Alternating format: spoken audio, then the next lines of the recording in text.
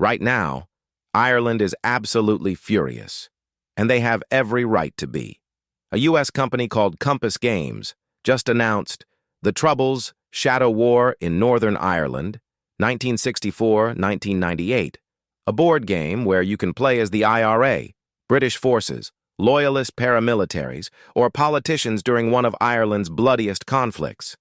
Over 3,500 people died during the Troubles. More than half were civilians. And now Americans want to turn it into Saturday night entertainment. The game includes cards titled Nutting Squad, Sniper at Work, and Stakeknife, referencing real torture, assassinations, and intelligence operations that destroyed families. Players use dice and tokens to simulate bombings, political deals, and sectarian violence. 6 hours of gameplay to recreate 30 years of trauma. Kenny Donaldson from the South East Fermanagh Foundation asked the perfect question. What would be the response if these U.S. producers made a board game about 9/11 where players could be the FBI or a terrorist pilot? The silence is deafening. Dr. Paul Gallagher from Wave Trauma Center called it crass and insensitive, adding, "This isn't Trivial Pursuit. This is real life."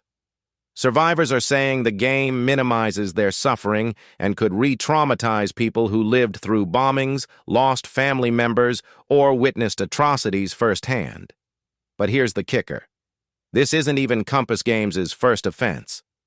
2 weeks ago, they released The Great Hunger, a board game about Ireland's famine, where players try to save their families before the potato blight kills them.